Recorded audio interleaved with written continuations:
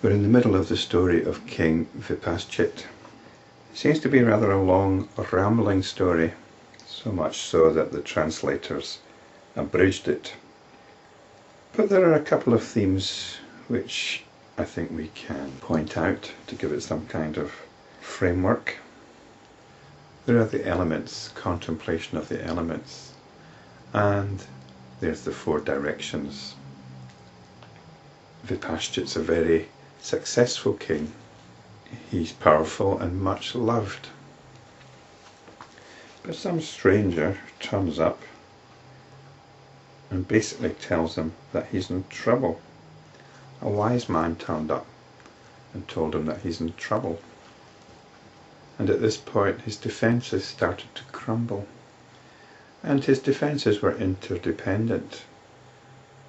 The eastern side was the first to fall. Then the general guarding the southern side rushed to his aid. And then the western side rushed to his aid, but they all fell one by one. Then the king transformed himself into four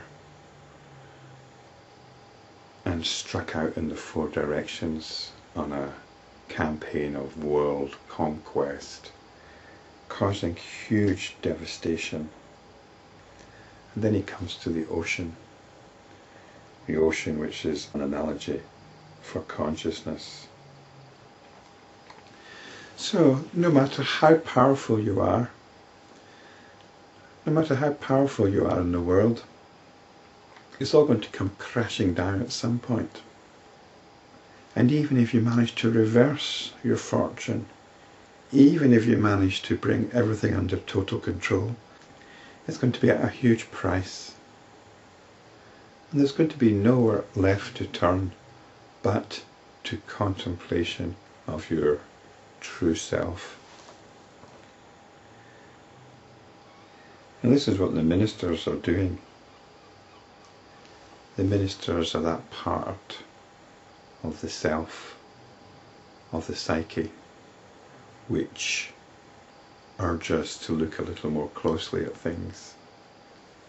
They urge us to move away from our total identification with the notion of an external world and with success in terms dictated by that world. The ministers and others said, "Behold, O king, the rulers of the boundaries of the earth engaged in battle. The celestial nymphs are driving the space vehicles, carrying away those noble ones who are slain in battle. This is considered as the best of all fruits of living, that one should live a life of prosperity, health and wealth, which does not incur the displeasure of society, and should engage oneself in righteous warfare for the sake of others. He who kills another when the latter comes to fight with him, without transgressing the moral code that applies to warfare, he is a hero and he goes to heaven." Seems to be a bit of a contradiction here, doesn't there? The virtues of moral and social order are being trumpeted, and yet this moral order, this society is in total meltdown. There is worldwide destruction. Rivers of blood are flowing, and yet some kind of virtuous life is being recommended by this bloodletting society. I suspect, though, that we're not supposed to be focusing on this contradiction. The Yoga Vasistha comes from a Hindu context, and in the Hindu context, like many ancient societies, the moral and social order is divinely sanctioned. It's a reflection of the macrocosm at large, and I suspect that this is what is being suggested here, that the moral and social order is to be maintained no matter what. But as I pointed out in the section in the Bhagavad Gita, this moral and social order is clearly quite corrupt. and we no longer need to sympathise with such traditional concerns. Behold the sky, O King, where the mighty gods and demons appear in the form of stars, which is also the field for the movement of mighty planets and stars like the sun and the moon. Fools regard it as empty void even now. In spite of the movement of all these stars and planets, in spite of the battle between gods and demons, light and darkness, this space is not polluted or tainted or altered in any way. So now we get a contemplation of the nature of space. And in this contemplation, we should again see how it's pointing us to the nature of consciousness. O space, though you bear the sun on your lap, and even Lord Narayana and his divine retinue, yet you have not abandoned the darkness that resides in you. This is indeed a great mystery.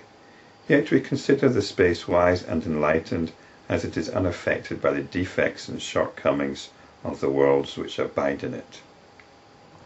So really we're assuming that space is like Newtonian absolute space. It's unaffected by what's within it. O space, during the day you are bright, at dawn and dusk you are crimson, at night you are dark, you are devoid of materiality. You do not hold or bear the burden of any substance, hence you are regarded as Maya. We think of space as something that's not there, as something which allows other things to exist. Maya means it's not real. No one, not even the learned and the wise, can truly understand you and your function. Especially if you look into modern physics theory, there seems to be a lot going on in empty space. O space, he who owns nothing achieves everything. You are pure void within yourself, and yet you cause everything to grow and to be exalted. In space there are no cities or villages, no forests or parks, no trees or shade, yet the sun courses through space every day. I think I can understand this as outer space this time. The sun is in outer space where there are no cities or villages. And the lesson from this is, truly the noble ones do their duty without fail, however difficult and irksome it may be. In other words, the sun keeps shining on the cities and villages, even though there are no cities and villages around up there for it to shine on. It does what it's supposed to do, in the same way space does. Though apparently doing nothing, space regulates the growth of plants and trees by preventing them from excessive growth. That in which infinite universes are born and into which they dissolve, how can that space be considered devoid of everything? There is something wrong with the scholars. This is like the apparent paradox of consciousness. It's sometimes described as void. It's considered void or empty, yet it contains everything.